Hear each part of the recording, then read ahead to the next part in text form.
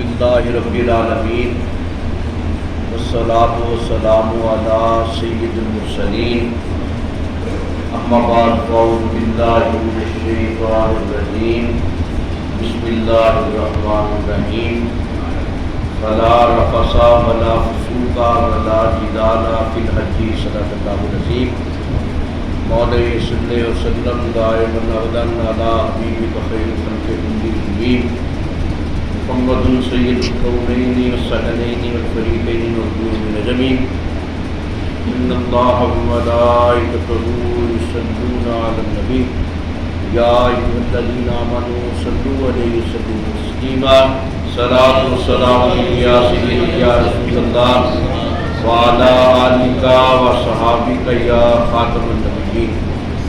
سامعین محترم، اللہ رب العزت کی پاک بارگاہ میں التجا ہے خالق کریم جمعہ المبارک کی نصرت کی حاضری اپنی پاک بارگاہ میں قبول فرمائے۔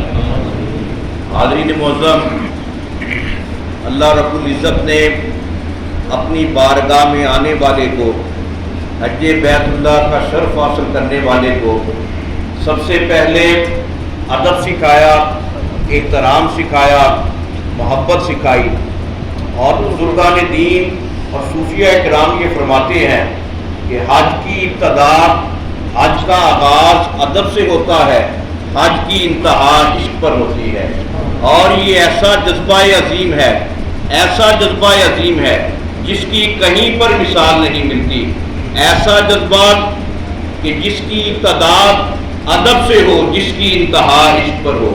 اور اللہ رب العزت نے اپنی بارگاہ میں آنے والے کو کیسا ادب سکھایا، کیسا ادب سکھایا۔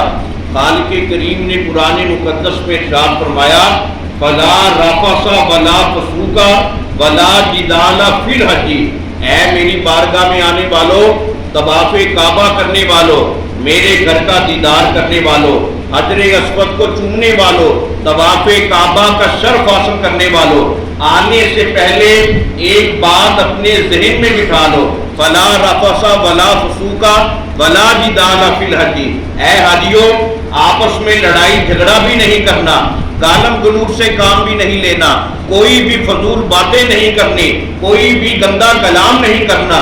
تم دیکھو تمہیں بلانے والا کون ہے اور کس کی بارگاہ میں جا رہے ہو، کس بارگاہ میں حاضر ہو رہے ہو۔ اگر پھر بھی تم نے رستے میں جاتے ہوئے اس مقام پر پہنچ کر مناسک حج، اراکین عمرہ ادا کرتے وقت اگر پھر بھی آپس میں لڑائی جھگڑا کرنا ہے، ایک دوسرے کو گالیاں دینی ہے، فضول کلام کرنا ہے، پھر تمہارا یہاں پر آنے کا کیا فائدہ؟ ایک بات یاد رکھ لو، یہ قرآن کا فیصلہ ہے، رب العالمین کا حکم ہے، میری بارگاہ میں آنا ہے، نہ لڑائی جھگڑا کرنا ہے، نہ فضول کلام کرنا ہے، بلکہ اپنے آپ کو عاجزی اور محبت کے سانچے میں ڈالنا ہے۔ پھر ایک اور مقام پر اللہ رب العزت نے ارشاد فرمایا یا ایھا الذین آمنوا لا تقتلوا الصید وانتم حرم، اے حاجیوں حالت احرام میں کسی جانور کا شکار بھی جائز نہیں ہے، آپ قربان جائیں۔ اللہ رب العزت کی شان رحمت پر، اللہ کی شان کریمی پر یہ حکم ہو رہا ہے کہ تم نے لباس احرام پہنا ہے، احرام زیبتن کیا ہے، کسی جانور کا شکار بھی جائز نہیں ہے۔ کیا مقام ہے اس سرزمین کا، وہاں کے جانوروں کا بھی ادب سکھایا جا رہا ہے، جانوروں کا بھی احترام اور مقام بتایا جا رہا ہے۔ پھر وہاں پر کیا چیزیں ہیں، کیا مقامات ہیں؟ حرم مکہ ہے، حرم مدینہ ہے، مسجد نبوی شریف ہے، ریاض الجنہ ہے، مقام ابراہیم ہے، صفا مروہ کی سائی ہے، ہر مقام کا ادب ہے۔ وہاں پر تو بندے کا مقام یہ ہونا چاہیے، ہر گلی کا ادب، ہر کوچے کا ادب، ہر در و دیوار کا ادب، ہر بازار کا ادب، ہر مقام کا ادب، ہر چیز کا ادب۔ اسی لیے اعلیٰ حضرت امام اہل سنت عاشقوں کے امام شاہ احمد رضا خان بریلوی رحمۃ اللہ علیہ، آپ سے کسی نے یہ پوچھا میں حج کے لیے جا رہا ہوں، کوئی نصیحت فرمائیے، آپ کے لبوں پر بے ساختہ یہ کلام جاری ہو گیا، حرم کی زمین اور قدم رکھ کے چلنا، ارے سر کا موقع ہے او جانے والے۔ آپ نے یہ فرمایا مجھ سے کیا پوچھتے ہو، میں تمہیں ادب بتاؤں، میں کون ہوتا ہوں ادب بتانے والا؟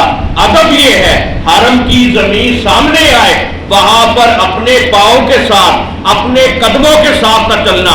اگر تمہیں موقع ملے ایسی عاجزی ہو پلکوں کے بل بھی چلنا پڑے پھر بھی یہ ادب کم ہے، پھر بھی یہ احترام کم ہے. اگر وہاں پر اپنی پلکوں کو فرش راہ بچھا دو یہ بھی ادب کم ہے کہ حرم کی زمین اور قدم رکھ کے چلنا. ارے سر کا موقع ہے او جانے والے.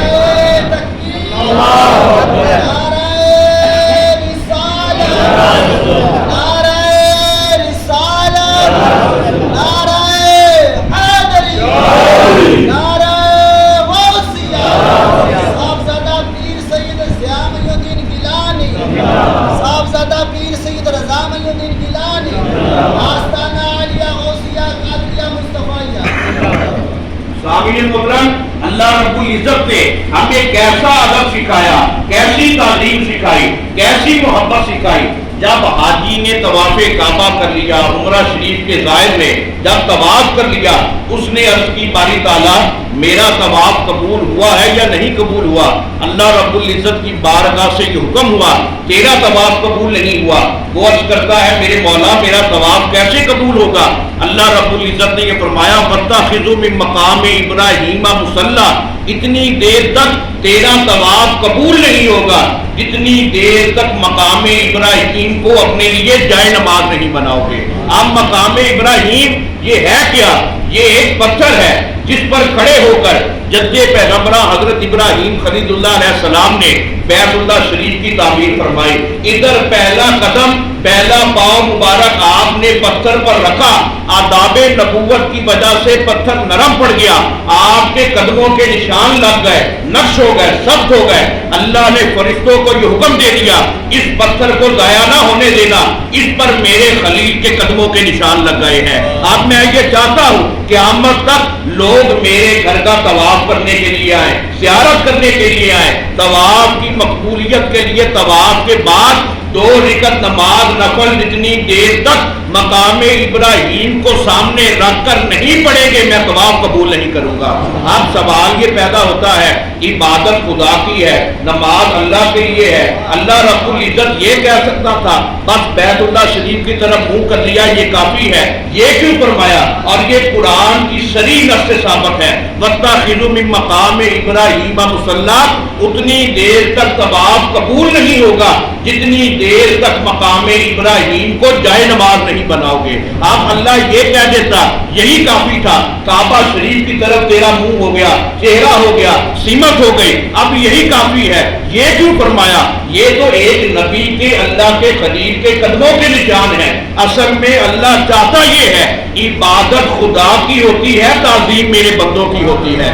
میں یہ چاہتا ہوں قیامت تک کے لیے جو بندہ بھی میرے گھر کا طواف کرے طواف کی مقبولیت کے لیے جو بھی نفل پڑھے اس کے سامنے بیت اللہ بھی ہو مقام ابراہیم بھی ہو. اور یہ وہ مقام ہے، یہ وہ جذبہ ہے. کوئی زبان حال سے پوچھے تو حاجی یہی کہتا ہے میں فرض محبت ادا کر رہا ہوں، کسی کی ادا کو ادا کر رہا ہوں. یہ وہ جذبہ محبت ہے، یہ وہ جذبہ تعظیم ہے. اب حقیقت میں عبادت خدا کے لیے، تلاوت اللہ کے لیے، مجاہدہ اللہ کے لیے، تقوی اللہ کے لیے، ہر چیز اللہ کے لیے، خشیت اللہ کے لیے، عبادتوں کی باد بہاری رب العالمین کے لیے. لیکن اللہ یہ کہتا ہے اگر تیرے دل میں میرے نبی کی تعظیم نہیں ہے، خلیل اللہ کی وفا کا پاس نہیں ہے، احترام نہیں ہے، لاکھوں مرتبہ طواف بھی کرتے جاؤ تیرا کوئی بھی عمل قبول نہیں ہوگا. اس لیے عبادت خدا کی ہوتی ہے، تعظیم جو ہوتی ہے وہ اللہ کے بندوں کی ہوتی ہے. اگر کوئی آپ سے پوچھے یہ بات کہاں سے ثابت ہے اسے یہ بتایا کرے یہ قرآن سے ثابت ہے. اگر ایسا نہ ہوتا مقام ابراہیم کیا ہے، وہاں کا منظر کیا ہے، پھر آپ دیکھیے کہ صفا مروہ کی سائی. اب یہ بھاگنا، یہ دوڑنا، دوڑ لگانا یہ بات سمجھ میں نہیں آتی. ان صفا والمروہ من شعائر اللہ، اللہ رب العزت نے یہ فرمایا کہ صفا مروہ کی جو سائی ہے یہ اللہ کی نشانیوں میں سے ایک نشانی ہے. صفا اور مروہ دو چھوٹی چھوٹی پہاڑیاں ہیں. حضرت حاجرہ رضی اللہ تعالیٰ عنہا آپ جب اسماعیل کی پیاس کو دیکھ کر بے چین ہوئی آپ دوڑتی ہیں کبھی صفا پر کبھی مروہ پر. جہاں پر کوئی نشیبی چیز نظر آ جاتی وہاں پر دوڑ لگا دیتی. اللہ کو اپنی بندی کی یہ ادا ایسی پسند آئی اللہ نے قیامت تک اپنے گھر کی زیارت اپنے گھر میں حاضر ہونے والوں کو حکم دے دیا نہ تیرا حج قبول ہوگا نہ عمرہ قبول ہوگا. ان صفا والمروہ من شعائر اللہ. جتنی دیر تک صفا مروہ کی سعی نہیں کرو گے جتنی دیر تک اللہ کی نشانیوں کا ادب نہیں کرو گے. آپ انسان حیران ہے میرے مولا چاہیے تو یہ تھا کوئی حکم ہوتا قرآن پڑھے حکم ہوتا کوئی تسبیح پڑھے حکم ہوتا کوئی تلاوت کرے حکم ہوتا کوئی نفل پڑھے کوئی نماز پڑھے. یہ بھاگنا کیا ہوگا. اللہ رب العزت نے یہ فرمایا مجھے اپنی بندی کی جس نے اپنی اولاد بھی قربان کر دی اپنا خامد بھی قربان کر دیا اپنے آپ کو میرے لیے وقف کر دیا اپنا گھر بار بھی نثار کر دیا ایک جنگل میں صحرا میں ویران آبادی میں آ کر آباد ہوئی صرف میری محبت کے لیے. اس کے سامنے میرا تقویٰ تھا میری رضا تھی. اب میں قیامت تک کے لیے چاہتا ہوں جو بندہ بھی میرے گھر میں آئے میری بندی کی ادا کو زندہ کرے. اور یہ وہ مقام ہے یہ وہ موقع ہے اور یہ ان صفا والمروہ من شعائر اللہ. یہ ہمیں بتاتا ہے دین صرف خبر سے نہیں ملتا دین نظر سے بھی ملتا ہے.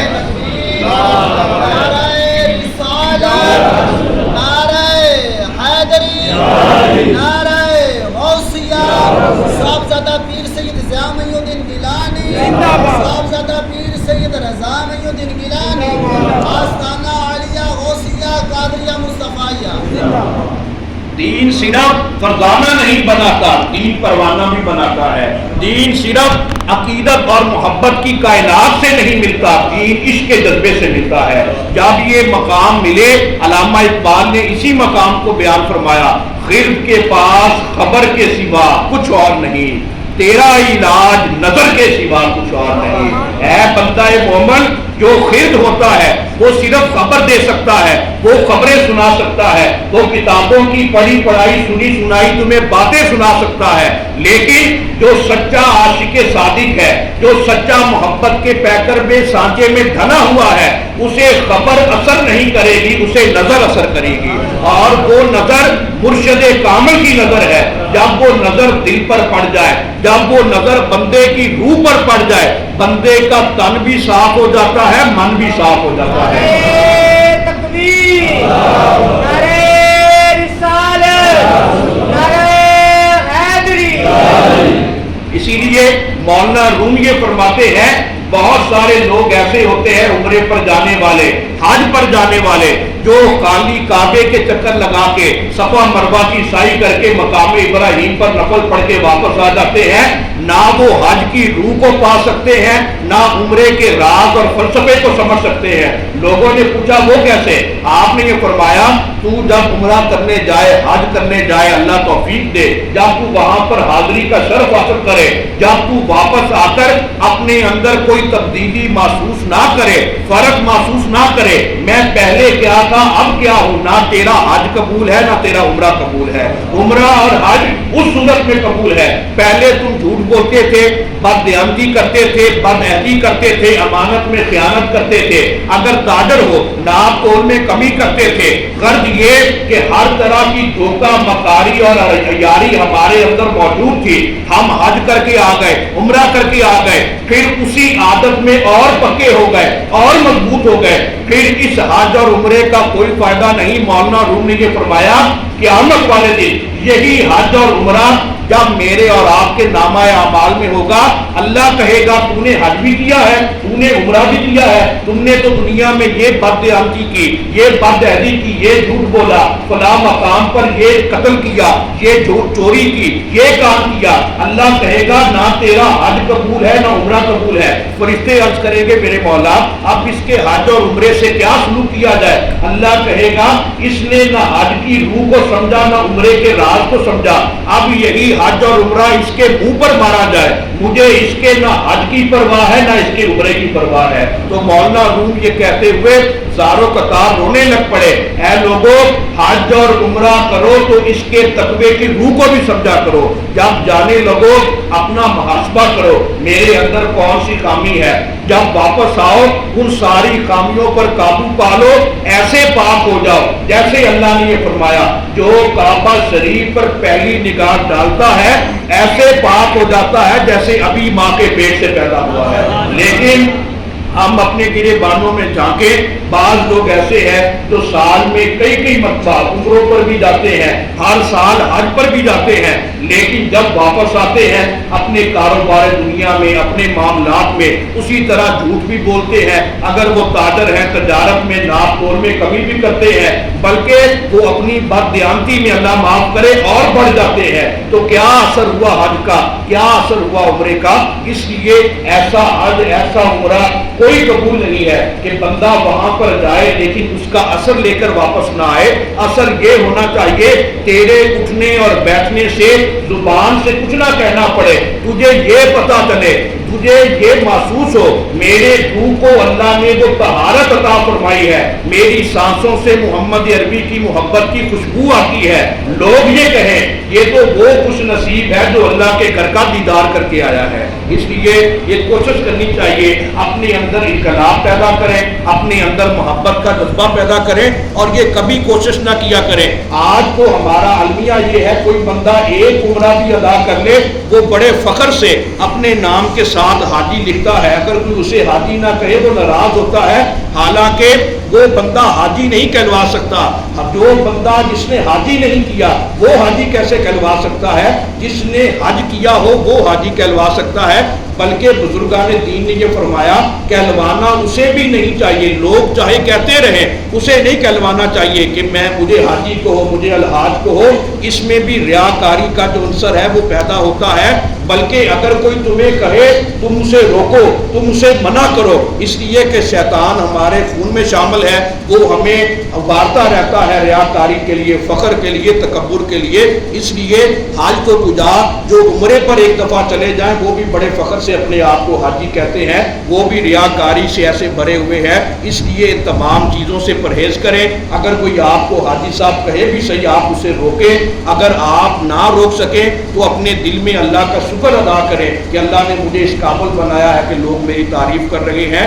یہ محبت ہے، یہ عاجزی ہے، اور حج اور عمرے کے بعد اپنے اندر فرق اور تبدیلی محسوس کریں، اپنے مرشد کامل کی محبت کا اثر جو ہے اپنے قلب و نظر پر محسوس کریں۔ اللہ رب العزت کی پاک بارگاہ میں التجا ہے خالق کریم مرشد کامل پیر سید محمد مصطفیٰ گیلانی کا صدقہ ہم سب کے تمام گناہ معاف فرمائے، ہم سب کا خاتمہ ایمان پر فرمائے، ہم سب کی توبہ کو اپنی پاک بارگاہ میں قبول فرمائے۔ وما علینا الا البلاغ۔